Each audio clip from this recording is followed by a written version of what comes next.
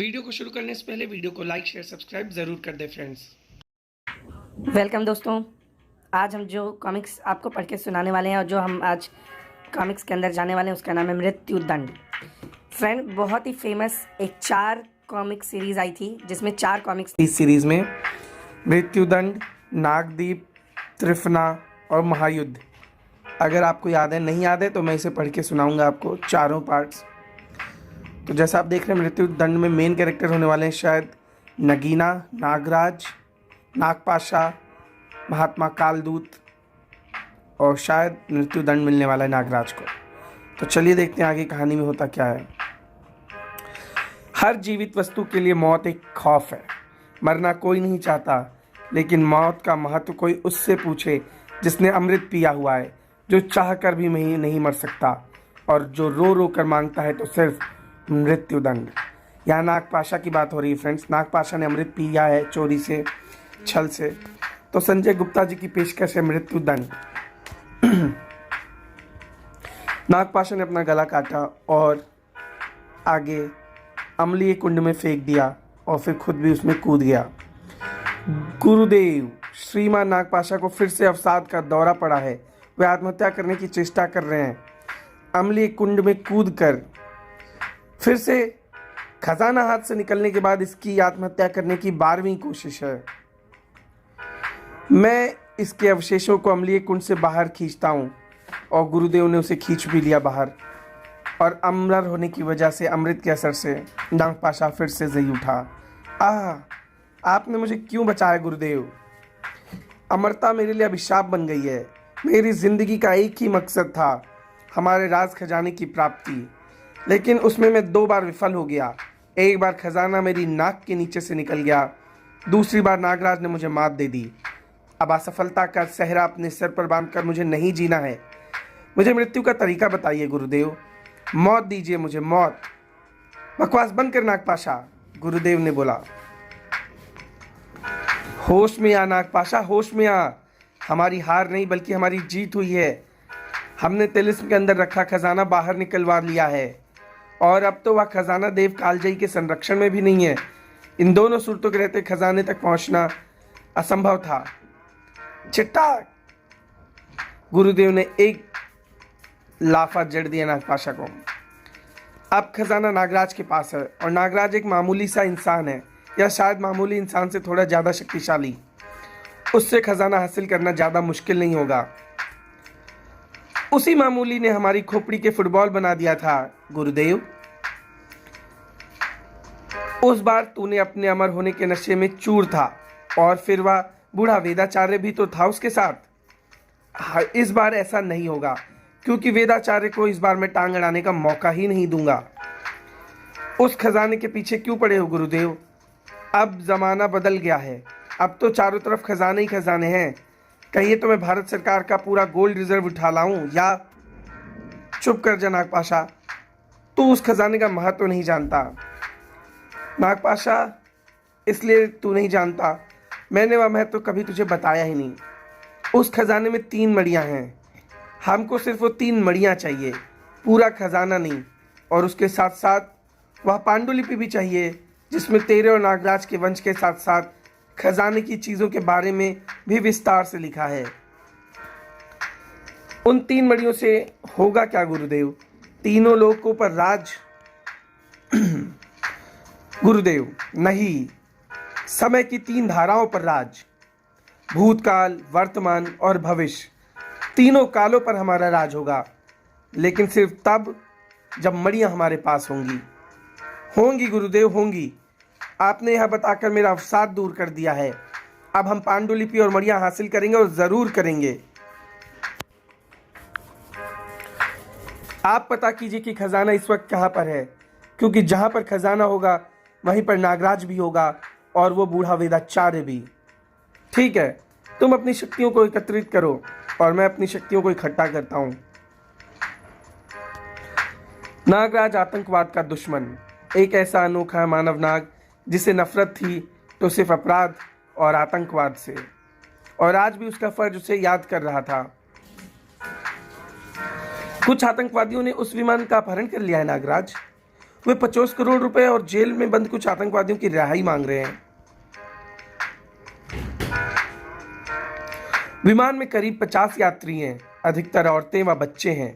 आतंकवादियों ने आधे घंटे की मोहलत दी है और उनकी अवधि बीत जाने के हर 5 मिनट में एक बच्चे को मार डालने की धमकी भी दी है। असहायों की जान में नागराज की जान बसती है। उसे लेना इतना आसान नहीं है भारती। मैं पकड़ूंगा इन आतंकवादियों को, लेकिन तुमको प्लेन के पास आते देखकर वे आतंकवादी यात्रियों को मारना शुरू कर देंगे। वे मुझे नहीं देख पाएंगे कमिश्नर साहब, क्योंकि मैं जमीन के अंदर अंदर जाऊंगा अपनी सर्प सुरंग के रास्ते से।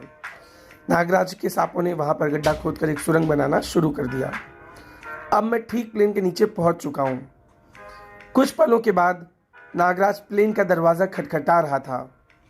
खटखट खटखट। अंदर बैठे आतंकवादी चौंक उठे। ये खटखट कैसी हो रही है? कहीं ये मिलिट्री या पुलिस वालों की चाल तो नहीं? मैं तो लगातार बाहर नजर रखा हूं। ना तो उधर से कोई आया, ना ही उधर से कोई चिड़िया होगी। चिड़िया कहीं ऐसे खटखटाती है, ये तो कुछ और ही है। क्यों डरा रहा है यार? ये कमीने पुलिस वाले हमको डरपोक समझते हैं क्या? मैं दरवाज़ा खोलता हूँ। अगर कोई गड़बड़ हुई तो तू अब्दुल और गफूर के साथ यात्रियों को गोली मारना शुरू कर देना। बॉस क्या कहेगा? कुछ नहीं कहेगा, और वैसे भी फिलहाल तो मैं ही बॉस हूँ। दरवाज़ा खुला, देखा बाहर तो कोई भी नहीं था। खामखा ही डरा दिया। मैं तो पहले ही कह रहा था कि प्लेन के पास कोई आया ही नहीं। ओए अब्दुल, गफूर, सब ठीक है, चिंता न करी। दरवाज़ा बंद होने के साथ साथ दोनों की आंखें भी बंद हो गईं। भम। यात्रियों पर नजर रखे हुए अब्दुल और गफूर चौंक उठे। ये भम की आवाज़ कैसी थी? तुम्हारे साथियों की खोपड़ियां टूटने की आवाज़ थी। न न न, न नागराज, आगे मत आना, वरना मैं इन बच्चों को गोली मार दूंगा। मार, चला गोली। देखते हैं कि बच्चे तक पहले तेरी गोली पहुंचती है या मेरा ये सांप। नहीं, अब तेरी बारी है। धड़ाक। बॉस बॉस, नागराज आ गया है, भाग लो भाग लो। चौथा आतंकवादी कार्गो होल्ड की तरफ भागा है, सामान रखने वाली जगह की तरफ। यानी इनका बॉस कोई जो है वो इस वक्त कार्गो होल्ड में मौजूद है। कार्गो होल्ड में। बॉस बॉस, अब कुछ नहीं हो सकता, नागराज आ गया है, अब भाग लो यहां से, सिर पर पैर रखकर भाग लो। महानगर में अपराध करेगा तो तुझे नागराज नहीं तो क्या सुपरमैन रोकने आएगा? ये सारा नाटक उसी को बुलाने के लिए तो रचा गया था, ताकि वह खुद मेरे पास आए और मुझे उसे ढूंढने के लिए मारा मारा ना फिरना पड़े। तेरा काम खत्म हुआ, अब तू भी खत्म होगा। यानी एक जाल है, एक सोचा समझा हुआ षड्यंत्र। कौन हो तुम और मुझे क्यों मारना चाहते हो? मैं तो सिर्फ एक सेवक हूं नागराज, और तुम्हें क्यों मारना है या तो वही जाने जिसने मुझे तंत्र शक्ति से पैदा किया है। खूनखोर को तो सिर्फ एक ही बात पता है कि उसे तेरी जान चाहिए। लेकिन तुझे तंत्र शक्ति से बनाने वाला तेरा दुश्मन है कौन, खूनखोर? हम तंत्र मानवों को यह बताने की इजाजत नहीं होती नागराज। कोई बात नहीं, अब तू मरने लगेगा तो अपने आप को बनाने वाले को जरूर कोसेगा, तब मुझे उसका नाम खुद ब खुद पता चल जाएगा। तड़ाक। उफ, तेरी ये विश्वफुंकार। तुझे खाली जगह पर लड़ना पड़ेगा नागराज, जहां पर तेरी ये विश्वफुंकार बिखर कर रह जाएगी। कड़ा तड़ाक। अरे नागराज, वह किसी अजीबोगरीब प्राणी के साथ लड़ रहा है। क्या वही है विमान का अपहरणकर्ता? ये उनका बॉस है। अपहरणकर्ता तो बेचारे बेहोश पड़े हुए हैं। अब सभी तेरी मौत का नज़ारा देखेंगे नागराज, और तेरी भयानक मौत देखकर वे सभी अपने आप मेरे सामने घुटने टेक देंगे।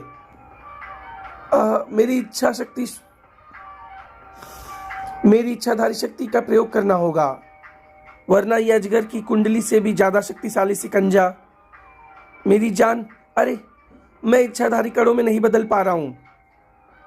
जरूर इसकी तांत्रिक शक्ति मेरी इच्छाधारी शक्ति को रोक रही है। ऐसी विचित्र तांत्रिक शक्ति रखने वाला भला कौन हो सकता है? अब बचने का दूसरा रास्ता निकालना होगा। कहते हैं कि हमले की सबसे अच्छी बचाव नीति है, इसलिए अब मुझे हमला करना होगा। तड़ाक, वहां पड़ा सूटकेस नागराज ने खूनखोर के मुंह पर दे मारा। अब तू जिंदा नहीं बचेगा खूनखोर, तुझे मैं सिर्फ एक ही शर्त पर जिंदा छोड़ूंगा। मुझे उस तंत्र साधक का नाम बता दे जिसने तुझे बनाकर मुझे मारने के लिए भेजा है। यह तू मुझसे कभी नहीं जान पाएगा नागराज, तो फिर तुझे बिना नाम बताए ही मरना होगा शैतान। खचाक, गर्दन कटने से तंत्र मानव नहीं मरा करते नागराज, ऐसे तुझ जैसे साधारण मानव मरते हैं। घपाक, अब तक मैंने तेरी शक्ति को परख लिया नागराज, इसलिए अब इस खेल को लंबा खींचने का कोई मतलब नहीं है। अब तुझे लंबा खींचना होगा। सुई जैसे नुकीले छोर नागराज के शरीर में आ धंसे। नागराज की आह निकल गई और नागराज चीख उठा। ओह, नागराज मुसीबत में है, वह तंत्र मानव उसे बेबस कर रहा है। उफ, आज मैं कोई तंत्र लेकर साथ क्यों नहीं आई। नागराज को बचाना होगा, बचाना होगा। शूट हिम कमिश्नर साहब, किल हिम। जाबाजों, टेक हिम एंड फायर। तड़ तड़ तड़ तड़ तड़ तड़ तड़ गोलियां चल उठी। गोलियों के धक्के के ने खूनखोर को पीछे धकेल दिया। नागराज आजाद हो गया, लेकिन उससे पहले कि नागराज अपने आप को संभाल पाता, उसकी आंखों के सामने पहले तो पुलिस वाले बेबस हो गए और फिर दोबारा नागराज तड़प उठा। अब मुझे खूनखोर की असली शक्ति समझ में आ गई। इसके नुकीले सिरे दरअसल इंजेक्शन की मोटी सुई जैसे हैं और इनके जरिए ये मेरा रक्त चूसना चाहता है ताकि मैं शक्तिहीन हो जाऊं और मुझे मार सके। यानी मुझे इसकी गर्दन नहीं, इसके नोकदार सूंड जैसे हाथों को पहले काटना चाहिए था। अरे, मेरे नागफनी सर्प इन सूंडों को काट नहीं पा रहे हैं। मेरी सूंडों को सिर्फ हीरे काट सकते हैं नागराज, और कुछ भी नहीं। मेरे अंदर इन सुइयों को अपने शरीर से बाहर निकालने की ताकत नहीं बची है। वह प्लेन जो टेक ऑफ करने जा रहा है, यह मेरी मदद कर सकता है। नागराज के शरीर से में बचे जितनी भी जान बाकी थी, उससे वह सर्प रस्सी को छोड़कर भागते प्लेन में फंसा सके। और नागराज की इस हरकत को मतलब समझ पाने से पहले ही नाग रस्सी का दूसरा सिरा खूनखोर के पैरों में आ लिपटा और अगले ही पल एक झटके के साथ नागराज के शरीर में धसी खोखली सुइयां निकल चुकी थी और प्लेन से लटका खूनखोर का शरीर हवा की ऊंचाइयों में नाच रहा था। घबरा मत खूनखोर, तू ज्यादा देर तक प्लेन से नहीं लटका रहेगा। जब प्लेन ज्यादा ऊंचाई पर पहुंचेगा तो मेरी सर्प रस्सी अत्यधिक ठंड के कारण अपने आप टूट जाएगी, और अगर तब तक तू ठंड से ना मर गया तो गिरकर जरूर मरेगा। कड़ा। आह नागराज, वाह, तुमने जिस तरीके से खूनखोर को खत्म किया वह बेमिसाल है। अभी तो सिर्फ खूनखोर को खत्म हुआ है भारती, वह नहीं जिसने मुझे इसको मारने के लिए भेजा था और खूनखोर को पैदा किया था। आखिर वह कौन हो सकता है? मेरे दुश्मनों में तांत्रिक हैं भी तो बहुत सारे। खैर, जल्दी ही उसका पता चल जाएगा, क्योंकि एक बार असफल होने के बाद वह दोबारा हमला भी जरूर करेगा। वहां से दूर एक निर्जन टापू पर, एक निर्जन उजाड़ द्वीप पर वह तांत्रिक मौजूद था। नागराज, तू हर बार कैसे बच जाता है नागराज? नगीना। फ्रेंड्स, इसके आगे की कहानी जानने के लिए चैनल को लाइक करें, शेयर करें, सब्सक्राइब करें, और अब तक की कहानी आपको कैसी लगी ये भी ज़रूर बताएं।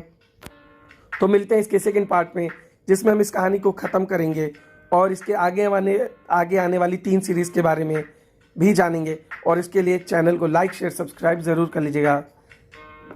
और आपको हमारे इंडियन सुपर हीरोज़ नागराज, ध्रुव, डोगा, परमाणु, इन सब के बारे में अपनी बचपन की यादें भी मेरे साथ शेयर कीजिए friends. Take care and be safe, be at home.